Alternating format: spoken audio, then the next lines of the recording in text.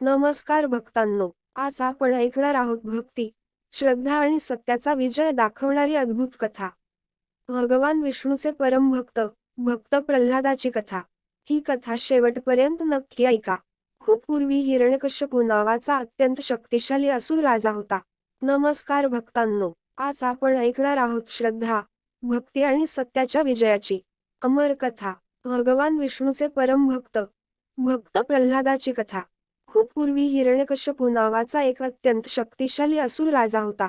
त्याने कठोर तपश्चर्या केली. अनेक वर्षे ध्यान, उपासना करून तो ब्रह्मदेवांना प्रसन्न झाला. ब्रह्मदेवांनी त्याला वरदान दिले की त्याचा मृत्यू ना माणसाकडून होईल, ना पशुकडून, ना दिवसात, ना रात्री, ना घरात, ना बाहेर, ना शस्त्राने, ना अस्त्राने.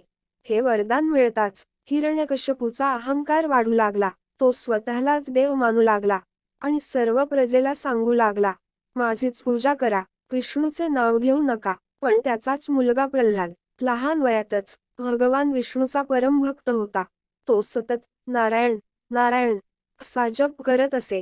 गुरुकुलातही तो मित्रांना सांगत असे, भगवान विष्णू सर्वत्र आहेत, तेच आपले रक्षण करतात. हे ऐकून हिरण्यकश्यपू फारच संतप्त झाला. त्याने प्रल्हादाला समजावले, धमकावले, पण प्रल्हादाची भक्ती डगमगली नाही. रागाच्या भरात हिरण्यकश्यपूने प्रल्हादाला शिक्षा देण्याचे आदेश दिले. त्याला उंच कड्यावरून खाली फेकण्यात आले, पण भगवान विष्णूंनी त्याचे रक्षण केले. त्याला विष पाजण्यात आले, पण ते अमृत झाले. त्याला आगीत टाकण्यात आले, पण आग थंड झाली. हत्तीच्या पायाखाली तुडवण्याचा प्रयत्न झाला, पण हत्ती थांबला. प्रत्येक वेळी भगवान विष्णू आपल्या भक्ताच्या पाठीशी उभे राहिले. एक दिवस हिरण्यकश्यपूने रागाने विचारले, प्रल्हाद, तुझा विष्णू सर्वत्र आहे म्हणतोस, मग तो या खांबातही आहे का? प्रल्हाद शांतपणे म्हणाला, हो वडील, भगवान सर्वत्र आहेत. हे ऐकताच हिरण्यकश्यपूने त्या खांबावर जोरात प्रहार केला. क्षणातच तो खांब फुटला आणि त्यातून प्रकट झाले भगवान नरसिंह, ना पूर्ण मनुष्य, ना पूर्ण सिंह. संध्याकाळच्या वेळी उंबरठ्यावर मांडीवर ठेवून नखांनी भगवान नरसिंहांनी हिरण्यकश्यपूचा संहार केला. नंतर नरसिंह भगवान शांत झाले. त्यांनी भक्त प्रल्हादाला जवळ घेतले, आशीर्वाद दिला आणि त्याच्या भक्तीचे कौतुक केले. ही कथा आपल्याला शिकवते की अहंकार कितीही मोठा असला तरी तो नष्ट होतो, पण खरी भक्ती कधीच हरत नाही. भगवान नेहमी आपल्या भक्ताचे रक्षण करतात. जय श्री नारायण. त्याने कठोर तपश्चर्या करून ब्रह्मदेवांकडून वरदान मिळवले. ते वरदान असे होते की त्याचा मृत्यू ना माणसाकडून, ना पशुकडून, ना दिवसात, ना रात्री, ना घरात, ना बाहेर, ना अस्त्राने, ना शस्त्राने होईल. या वरदानामुळे हिरण्यकश्यपू फारच अहंकारी झाला.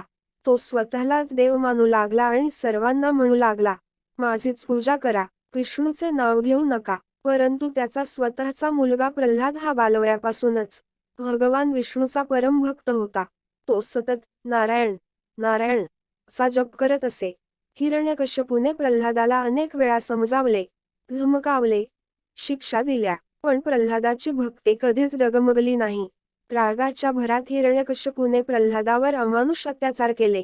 त्याला उंच कड्यावरून खाली फेकले, विष दिले, आगीत टाकले, हत्तीच्या पायाखाली तुडवण्याचा प्रयत्न केला, पण प्रत्येक वेळी भगवान विष्णूंनी प्रल्हादाचे रक्षण केले. एक दिवस हिरण्यकश्यपूने रागाने विचारले, प्रल्हाद, तुझा विष्णू सर्वत्र आहे म्हणतोस, मग तो या खांबातही आहे का? प्रल्हाद शांतपणे म्हणाला, हो वडील, भगवान सर्वत्र आहेत. तेव्हा हिरण्यकश्यपूने त्या खांबावर जोरात प्रहार केला आणि त्या खांबातून प्रकट झाले भगवान नरसिंह, ना पूर्ण मनुष्य, ना पूर्ण सिंह.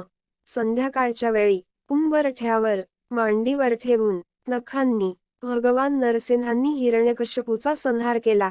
त्यानंतर नरसिंह भगवान शांत झाले आणि त्यांनी भक्त प्रल्हादाला जवळ घेतले. प्रल्हादाच्या भक्तीवर प्रसन्न होऊन त्याला आशीर्वाद दिला. कथेचा संदेश एंडिंग. ही कथा आपल्याला शिकवते की अहंकार कितीही मोठा असला तरी तो नष्ट होतो, पण खरी भक्ती कधीच हरत नाही. भगवान नेहमी आपल्या